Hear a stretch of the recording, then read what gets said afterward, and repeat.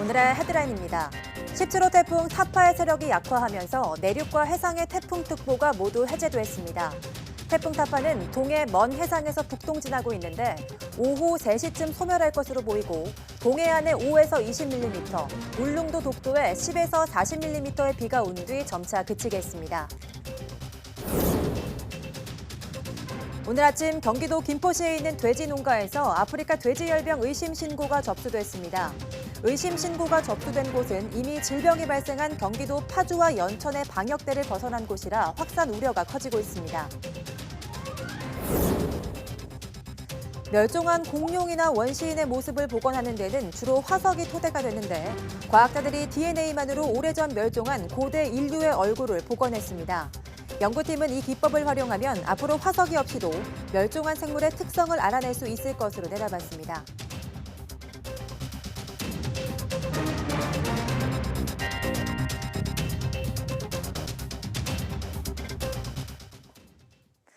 여러분 안녕하십니까? 9월 23일 사이언스 투데이입니다. 제17호 태풍 타파의 세력이 약화하면서 내륙과 해상의 태풍특보가 모두 해제됐습니다. 기상청은 태풍 타파의 세력이 약화해 오전 6시 울릉도, 독도, 동해상에 남아있던 태풍특보를 모두 해제했습니다.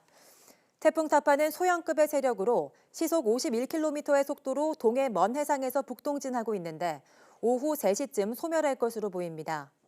현재 풍랑특보는 서해 중부 해상을 제외한 대부분 해상에, 강풍특보는 경북 동해안에 내려져 있습니다.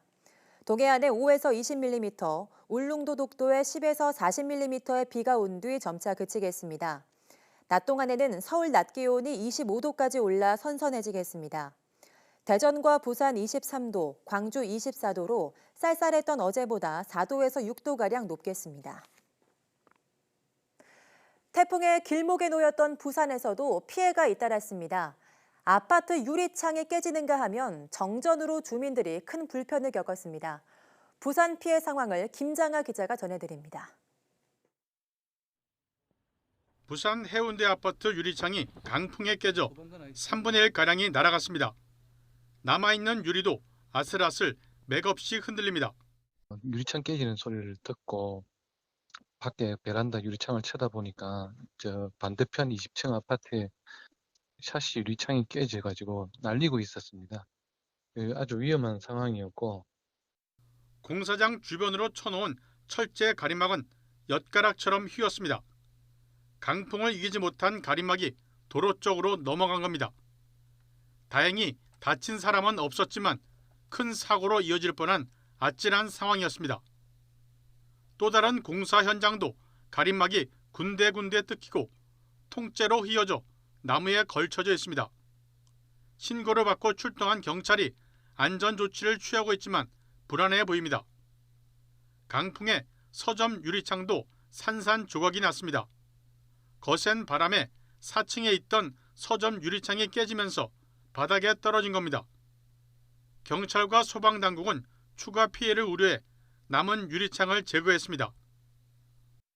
가로수가 쓰러지면서 신호 대기 중이던 차량 2대를 덮쳤습니다. 다행히 다친 사람은 없었습니다. 소방관들이 동력 장비를 이용해 가로수를 절단 후 차량을 안전하게 이동시켰습니다. 곳곳에서 정전도 잇따랐습니다. 부산 남구 대연동 등 4개 지역에서 정전이 발생해 1,600여 가구에 한때 전력 공급이 끊겼습니다. 동시다발적으로 정전이 발생해 복구 작업에 어려움을 겪었습니다. YTN 김장하입니다. 제주에서는 제17호 태풍의 위력을 실감할 수 있는 장면이 고스란히 시청자 카메라에 잡혔습니다. 주거용 컨테이너가 떠밀리고 횟집의 수족관은 산산조각 났습니다. 김태민 기자입니다. 승용차가 지나가자마자 주차장에서 건물 구조물이 도로로 쏟아져 나옵니다. 뒤따라가던 승용차는 구조물을 피해 가까스로 멈춰섭니다. 휘몰아친 강풍에 주차장 천장 패널이 뜯겨나간 겁니다. 타워 크레인은 위험스럽게 휘청휘청대고 건물 옥상의 주거용 컨테이너는 맥없이 떠밀립니다. 횟집 수족관은 산산조각 났습니다.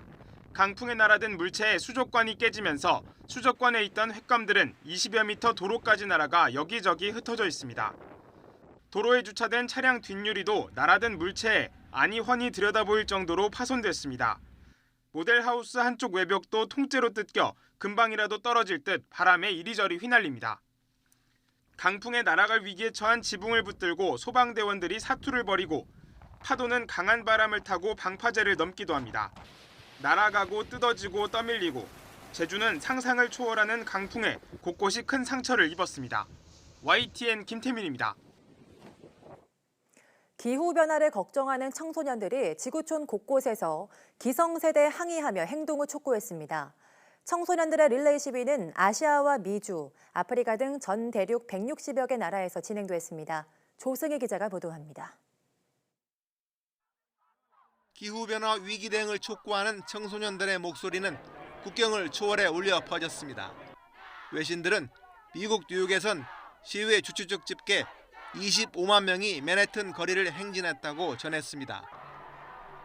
스웨덴의 10대 환경운동가 그레타 툰베리도 기후파업 집회에 참석해 미래를 위한 행동을 촉구했습니다. And we demand a safe future. Is that really too much to ask? Right now, we are the ones who are making a difference. If no one else will take action, then we will. 호주와 남태평양에서 시작된 시위는 이웃 대륙의 릴레이식으로 이어졌습니다. AFP 통신과 뉴욕타임스는 독일 베를린에서 10만 명이, 필리핀, 우간다 등지에서도 수만 명이 시위에 동참했다고 전했습니다. 남극에선 과학자들이 지표를 마련해 청소년들의 외침에 힘을 보탰습니다. 브라질의 경우 최악의 산불 사태를 겪고 있는 아마존 열대우림 지역 원주민들이 대통령 퇴진과 아마존 개발 정책 폐기를 주장했습니다. 프랑스 파리에선 학생들이 수업을 거부한 채 자본주의 반대, 구경만 하지 말고 동참하라 등의 구호를 외쳤습니다. On attend toujours trop tard pour agir et je pense que c'est maintenant ou jamais il faut prendre les mesures et agir. 시위를 주최한 환경보호단체는 전 세계 160여 개 나라에서 약 400만 명이 시위에 참가한 것으로 추산했습니다. 뉴욕타임스는 현대사에서 부자 나라에서 가난한 나라에 이르기까지 청년운동이 이렇게 광범위하게 펼쳐진 것은 매우 드문 사례라고 평가했습니다. 지구촌 각국 정상들은 오는 23일 뉴욕 유엔 본부에서 기후변화에 따른 글로벌 위기에 대한 해결책을 논의할 예정입니다. YTN 조승입니다. 오늘 오전 6시 40분 경기도 김포시 통진읍 가현리 돼지 농가에서 아프리카 돼지 열병 의심 신고가 접수됐습니다. 농장주는 기르던 어미 돼지 4마리가 유산 증상을 보여 신고한 것으로 알려졌습니다. 유산 증상은 아프리카 돼지 열병의 증세 가운데 하나인데 신고 농장에서는 돼지 1,800마리를 키우고 있습니다. 신고가 접수되자마자 초동방역팀이 급파돼 신고 농장 주변 인력과 차량 등의 출입을 막고 현장 소독과 방역 작업을 벌이고 있습니다. 또 방역조사팀이 혈청 등 시료를 뽑아 정밀 조사를 벌이고 있습니다. 특히 이번 의심 신고가 접수된 김포는 이미 질병이 발생한 경기도 파주와 연천의 방역대를 벗어난 곳이라 확산 우려가 커지고 있습니다. 그럼 김현수 농림축산식품부 장관의 말을 들어보시겠습니다. 금일 아침 6시 40분경 중점관리지역 내에 있는 김포 통진읍에서 의심 신고가 있었습니다. 현재 긴급 차단 방역 조치 중에 있음을 말씀드립니다. 전국적으로 많은 비가 내렸기 때문에 소독약과 생석회 도포 등 그간의 방역 조치들을 조속히 최고 수준으로 끌어올려야 합니다. 농식품부는 오늘을 전국 일제 소독의 날로 지정하였습니다. 지자체와 농협은 고유 소독 차량, 군 제독 차량 등 가용 가능한 자원을 총동원하여 대대적인 소독을 실시하여 주시기 바랍니다. 농장주들께서도 직접 축사시설과 울타리, 하선 여부를 점검 수리하고 축사 내외부와 장비 등을 꼼꼼히 수업해 주시기 바랍니다. 양돈 농가 출입 통제를 위한 조치들도 빠르게 이행해 주시기 바랍니다. 중점관리지역 이외의 지역도 밀집 사육지역, 방역 취약 농가 등의 입구에 반드시 연간 소소를 설치해 주시기 바랍니다. 정부는 오늘 태풍특보가 모두 해제돼 곧바로 아프리카 돼지열병 확산에 대비한 강도 높은 소독 작업을 실시할 예정입니다. 이 태풍에 동반한 비바람으로 농장 주변에 뿌려둔 생석회가 씻겨 내려간 경우 소독 효과가 낮아질 수 있다는 데 따른 조치입니다. 이승훈 기자입니다. 농식품부 상황실엔 여전히 비상등이 켜져 있습니다. 태풍 타파가 몰고 올 농가 피해에 대한 걱정에다 무엇보다 지금 진행하는 양돈농가 방역 차질에 대한 우려 때문입니다. 축산농가의 지붕과 울타리, 매몰지에 뿌려놓은 생석회가 많이 씻겨나갈 겁니다. 정부가 처음부터 다시 소독을 준비하는 이유입니다. 비가 많이 오면 소독약과 생석회 등이 모두 씻겨 나갑니다. 원점에서 다시 축산 내외부와 진입로에 대해서 대대적인 소독을 실시해야 합니다. 발병이 확인된 파주와 연천을 중심으로 접촉 농가 등의 돼지에 대한 살처분은 신속하게 진행했습니다. 그동안의 역학조사에서 특이점이 발견되진 않았지만 잠복기가 최대 19일이라 앞으로 3주 동안은 마음을 놓을 수가 없습니다. 그나마 나아진 걸 찾는다면 이동 제한 조치가 풀려 출렁이던 돼지고기 가격이 안정세로 돌아섰다는 정도입니다. 아프리카 돼지열병 충격이 여전한 가운데 이어 불어온 태풍 타파로 축산농가의 걱정은 여전합니다. YTN 이승훈입니다. 아프리카 돼지열병의 국내 확산 방지를 위한 강도 높은 국경 검역이 진행되고 있습니다. 농식품부는 최근 관세청 등과 함께 공항과 항만에서 해외 여행객의 휴대폰에 대한 일제 검사와 함께 불법 수입 축산물 유통을 막기 위한 단속을 병행하고 있다고 밝혔습니다. 농식품부는 특히 해외 여행객의 불법 축산물 반입을 막기 위해 과태료를 1,000만 원으로 올리고 어제까지 위반이 확인된 20건에 대해 과태료를 부과했다고 덧붙였습니다.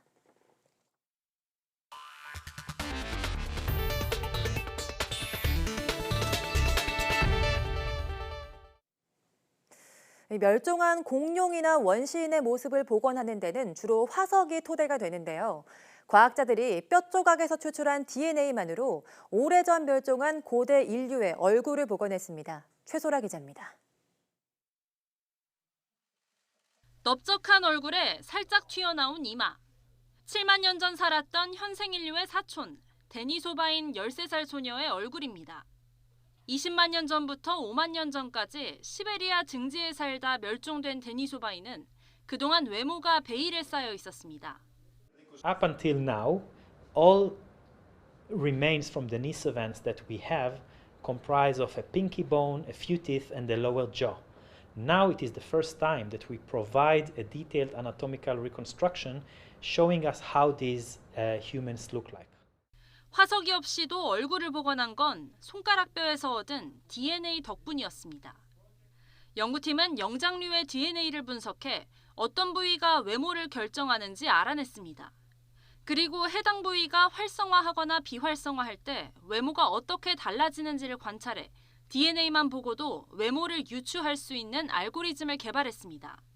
We show that we can take DNA methylation from ancient samples and reconstruct anatomy in 85% accuracy. 이 기술을 토대로 유추한 데니소바인은 현재 인류보다 골반이 더 넓고 피부와 눈, 머리카락 색깔이 어두운 편입니다. 연구팀은 이 기법을 활용하면 앞으로 화석이 없이도 멸종한 생물의 특성을 알아낼 수 있을 것으로 내다봤습니다. YTN 사이언스 최소라입니다. 새로운 기술로 무장한 새로운 제품, 서비스가 싹이 트려면 규제라는 험난한 벽을 뚫어야 합니다. 그래서 정부가 신기술, 신제품을 먼저 허용하고 필요하면 나중에 규제하는 포괄적 네거티브 방식으로 규제의 패러다임을 바꾸고 있는데요. 이런 변화가 중앙정부를 넘어 지방자치단체로까지 확산되고 있습니다. 추은호 기자가 보도합니다. 국회에 들어선 수소충전소입니다. 신산업인 수소차 충전소 설치와 관련한 규정이 모호하더라도 먼저 허용하고 사후에 규제하는 포괄적 네거티브 규제 방식이 적용됐습니다. 규제 샌드박스 1호 안건으로 규제 혁신의 상징입니다. 기존 규제에 발목이 잡혀 새로운 기술과 제품이 제대로 싹이 트지 못하는 일이 없도록 하자는 의지가 담겨 있습니다. 규제는 과거를 기준으로 만들어졌습니다. 규제가 신산업을 가로막는 것은 과거가 미래를 가로막는 것입니다. 이런 원칙에 따라 정부는 중앙부처 법령에 담긴 245건의 규제를 포괄적 네거티브 방식으로 전환했습니다. 나아가 지방자치단체의 자치법규도 네거티브 규제로 전환하기로 했습니다. 규제 혁신을 지역으로 확산시켜 지역의 특성에 맞는 산업을 육성하자는 것이 목적입니다. 각 지역의 특화 산업과 연계돼서 신기술 촉진 체계가 구축이 되고 그리고 신산업 지원이 강화될 것으로 저희가 예측을 하고 있습니다. 정부는 이에 따라 블록체인과 관련된 부산시의 조례, 광산업과 관련된 광주시의 조례 등 142건을 원칙적으로 허용하고 예외적으로 규제하는 포괄적 네거티브 규제 방식으로 전환하기로 했습니다. YTN 추은호입니다. $1,000, 우리 돈 119만 원이 넘는 고가 스마트폰 시장이 지난 1년 동안 5.5배나 성장한 것으로 나타났습니다. 시장 조사업체 카운터포인트는 올해 2분기 기준으로 전 세계 $1,000 이상 스마트폰 시장은 지난해 같은 기간보다 552% 성장했으며 이 가운데 삼성전자가 70% 넘는 점유율을 기록했다고 밝혔습니다. 또 600에서 $799, 800에서 $999 스마트폰 시장은 각각 13%와 18% 성장한 것으로 나타나 비싼 스마트폰일수록 더 잘 팔리는 현상이 나타났습니다.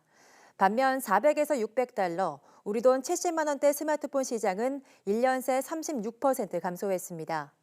업계 관계자는 삼성전자의 경우 $1,000 이상 스마트폰 시장에서 가장 빠르게 성장하는 제품 중 하나라며 5G 기기의 인기가 주된 요인이라고 말했습니다. 영국에서 물속에서 날아올라 이동할 수 있는 로봇을 개발하고 있습니다. 머지나 극한 상황에서 사람을 대신해 여러 가지 역할을 수행할 수 있을 것으로 보입니다. 보도에 김형근 기자입니다. 물속에서 검은 물체가 상공으로 치솟아 오릅니다. 새도 아니고 물고기도 아닌 작은 로봇입니다. 영국 연구팀이 개발한 이 로봇은 쌀알 크기 연료에서 나오는 화학 반응으로 작동합니다. 이륙 후 26m 상공에서 이동할 수 있습니다. Using water reactive chemicals. The idea is that we take water from the environment, we react it with the powder that is on board of the vehicle, and this creates a combustible gas that can be ignited and release a water jet from the vehicle to transition back into the flight. 연구팀은 연구실과 호수 파도 탱크에서 로봇을 시험했습니다. 아직 완성 단계는 아니지만 머지나 육지와 물에서 사람을 대신해 어려운 작업을 척척 수행할 것으로 보입니다. 특히 매년 지구촌에 많은 피해를 주는 홍수 현장과 세균이나 화학물질에 오염된 위험 지역에서 맹활약이 기대됩니다. And in floods, often there is a case that there are obstacles in the water or it's difficult to access different areas. And it's difficult to know which areas are in the highest danger. For example, bacterial contamination or chemical contamination is very critical, very important to know of, and like this to be able to rescue people more quickly in danger zones. 날아오르는 물고기 로봇에 대한 연구 결과는 국제학술지 사이언스 로보틱스에 발표됐습니다. YTN 김영근입니다. 스스로 목숨을 끊은 사람 10명 가운데 9명은 사망 전에 경고 신호를 보냈지만 주변에서 알지 못한 것으로 나타났습니다. 보건복지부와 중앙심리부검센터는 심리부검에 참여한 자살 유족과의 면담을 바탕으로 자살 사망자를 분석한 결과 이렇게 나타났다고 밝혔습니다.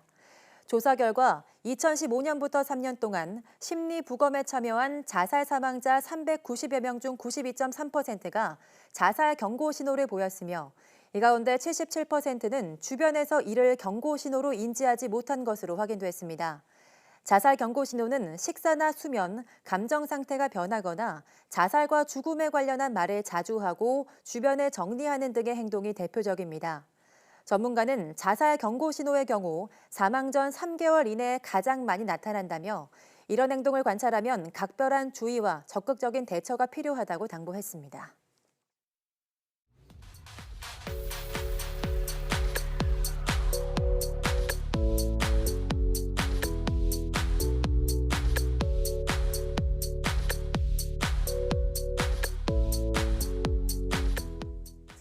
스마트폰으로 앱을 구독할 때 한 달 무료 평가판을 쓰다가 해지하지 못해서 다음 달 유료 결제가 되는 경험을 해보신 분들 계실 겁니다. 결제되기 전 미리 고지해주지 않아서 혹은 취소를 어렵게 만들어놔서 생긴 문제들인데요. 이런 것들을 사람을 속이기 위해 설계된 사용자 인터페이스, 즉 다크 패턴이라고 합니다. 오늘 오후 사이언스 투데이 스마트 라이프 시간에는 IT 칼럼니스트 이효은 씨와 함께 다크 패턴에 대해서 알아보겠습니다. 오후도 많은 시청 바랍니다. 함께해 주신 여러분 고맙습니다.